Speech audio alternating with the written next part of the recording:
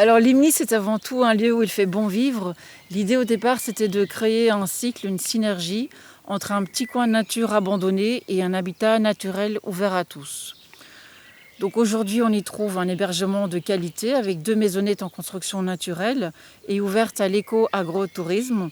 Il y a aussi des activités sur le site, aux alentours, et bien sûr des produits comme l'huile d'olive, parce qu'en fait, c'est avec l'huile d'olive que tout a commencé. Limni, c'est une très belle histoire en fait qui a commencé en 2009 avec l'achat d'une ancienne oliveraie dans un décor assez sauvage en fait, beaucoup de cailloux, peu de terre. Et c'est à Agios Nikolaos, dans l'est de la Crète, au-dessus de la plage d'Amoudara. Au début, donc, il a fallu débroussailler, léguer, alléger, démêler. Donc on avançait à tout petits pas, on a travaillé beaucoup sur le lieu, mais par toutes petites touches. Ça, c'était important parce que l'idée, c'était de ne pas perturber la nature qui était déjà en place. On a ramené à la vie les oliviers et les caroubiers qui étaient un peu en déperdition. On a retravaillé les terrasses qui auparavant étaient dédiées à la culture. On a introduit d'autres espèces, on a mis des poules, des daims, des arbres fruitiers, des légumes, plein de semences et c'est devenu un joyeux petit mélange en fait. Donc au début c'était l'aspect sauvage qui prenait carrément le dessus. Dès qu'on a commencé à clôturer, à laisser un petit peu le lieu respirer, s'épanouir, tout le monde a commencé à respirer. De saison en saison on a vu des nouvelles espèces qui sortaient de nulle part, comme surtout le plus impressionnant, c'était les orchidées sauvages. Ça, c'était très très beau et très touchant parce que c'est quand même des espèces en voie de disparition. On en voyait de plus en plus d'année en année et d'autres espèces, donc ça, c'était très intéressant. Rapidement, on a commencé à travailler les oliviers, mais en prenant bien soin de ne pas les rendre dépendants. Donc on avait des pratiques agricoles les moins intrusives possibles. Et aujourd'hui, nous le rendons bien parce qu'on a une huile d'olive de qualité qui est très savoureuse et fort appréciée. C'est une belle réussite. Donc ensuite, pour introduire des nouvelles essences, de nouvelles espèces, il a fallu se faufiler entre tout ce qui existait déjà dans l'espace. On s'est faufilé dans le temps aussi parce qu'il y avait beaucoup de travail qui avait déjà été fait il y a très longtemps. Et donc on a essayé de créer quelque chose, d'apporter quelque chose sans rien détruire et sans faire trop de casse. Au milieu de tout ça, il a fallu s'armer de patience et toujours trouver des solutions pour que chacun trouve sa place, sans s'exterminer l'un l'autre en fait. C'était un peu le but, que chacun trouve sa place, mais toujours garder l'histoire du cycle et de l'harmonie. Et ça s'est fait petit à petit. Maintenant à Limni, on a des naissances. La plupart des poules et des coqs, ils sont nés ici, les lapins. On récolte des fruits, des légumes, des aromates, des plantes médicinales. Tout ça, c'est en très très bonne voie. Bon, c'est pas encore l'abondance comme avec les olives, mais on avance très très bien en fait.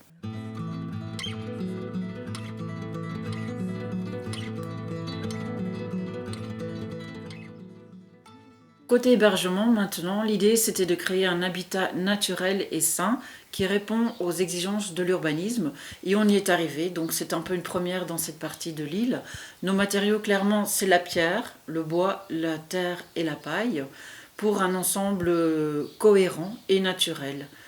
On y a revisité en fait des techniques anciennes pour qu'elles correspondent aux exigences modernes. Résultat, nous proposons un hébergement écologique et cohérent des fondations à la literie. La volonté, c'est de limiter l'impact de l'habitat sur la nature, non seulement à la construction, mais aussi à l'usage pour obtenir une sobriété maximale. À Limni, habitat et nature forment un cycle vivant et dynamique, l'un alimentant l'autre et vice-versa.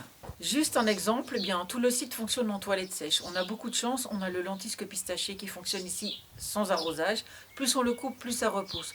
On en fait du broyat sur place et ce broyat remplace l'eau. Donc au lieu d'utiliser de l'eau potable, on utilise le broyat de lentilles. Ça réduit la consommation d'eau d'un tiers, c'est déjà pas mal. Et avec ce matériel, on en fait un très bon compost qui retourne aux cultures, qui retournent à la nature, qui alimentent les sols. On passe du lentisque aux toilettes sèches, au compost et on revient en maisonnette. C'est un exemple parmi d'autres. Alors tout ça, c'est pas fait sans heurts ni erreur, mais c'était une sacrée aventure. Mais tout de même, ça s'est fait. Voilà, le mérite est là, on y est arrivé aujourd'hui. On a reçu beaucoup d'encouragement des amis de toujours et puis des nombreux amis rencontrés en cours de route, ce qui donne une belle ambiance en fait au lieu. Aussi parce qu'un lieu qui est aimé, il va aimer en retour et ça se ressent très très fort chez les gens qui viennent pour la première fois. Donc moi je suis toujours émerveillée, donc c'est l'impression des gens qui arrivent pour la première fois. En général, moi je suis en mode, ah, vous voulez venir, vous avez vraiment envie de venir, et puis oui, oui, tout à fait, bien sûr. Et puis je leur dis, oui, mais attention, il y a des toilettes sèches, il n'y a pas d'airco, il n'y a pas de wifi, ah là là. Et ils me disent, mais non, on a bien lu le site, on est très au courant, on est très intéressé par cette expérience, nous connaissons les maisons écologiques. Et puis non seulement ils viennent, mais en plus ils reviennent. Donc ça, c'est un petit peu une nouvelle phase pour nous aussi, parce qu'au départ, on était un petit peu seuls, on était à contre-courant, tant pour les cultures que pour l'habitat. Et donc il a fallu se battre. Il a fallu se battre pour garder cette idée de cycle de l'habitat et de la nature, pour garder le concept. Mais là, maintenant, on y est. Ça marche. Et puis les gens y croient. On n'est plus tout seul, en fait. Bon, on a les certifications bio, on est reconnu, donc déjà ça fait beaucoup d'années. Les certifications, c'est DIO, notre organisme. Et puis on a été certifié, on a été accueilli par Accueil Paysan. Par Bio-Écotourisme Grèce aussi. Et puis il y a d'autres labels qui vont se greffer aussi avec l'IMNI. Et ben c'est une super belle reconnaissance, quoi. C'est tout simplement incroyable. On a aussi eu un accueil incroyable de la presse spécialisée dans le tourisme. Ça fait plaisir. Ça fait plaisir. À chaque visiteur, en fait, le cycle habitat-nature, eh bien, il s'élargit. Parce que les gens n'arrivent jamais vraiment par hasard. Il y a toujours quelque chose qui se passe. Une rencontre, un caillou, un conseil, une petite graine. Il y a des échanges qui se font, des interactions. Et chacun repart avec de beaux souvenirs qui nous donnent en fait envie de continuer. Alors l'IMI, c'est un peu comme ça. Donc pour faire simple, c'est un peu comme une grosse batterie. Tu arrives, tu te connectes, tu te recharges et ça repart.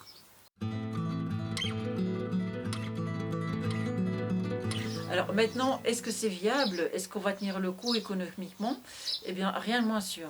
Et c'est ça qui est étrange justement, parce qu'au niveau de la compta, à court terme, c'est la cata. Par contre, sur place, dans les faits, au jour le jour, c'est magnifique. C'est joyeux, c'est des couleurs, c'est des goûts, c'est des émotions. Tout va vraiment, vraiment, vraiment bien. En fait, il faudrait un miracle financier pour qu'on arrive à garder la tête hors de l'eau, ça c'est pas faux.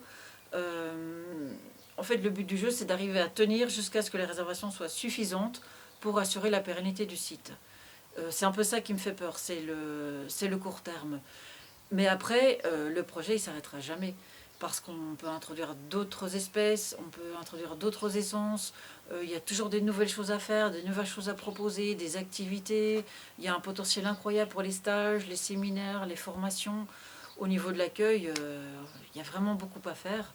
Et c'est vrai qu'au début, il faut donner beaucoup de soi jusqu'à ce qu'on arrive à un certain équilibre. Et ça va se faire gentiment. Enfin, on l'espère.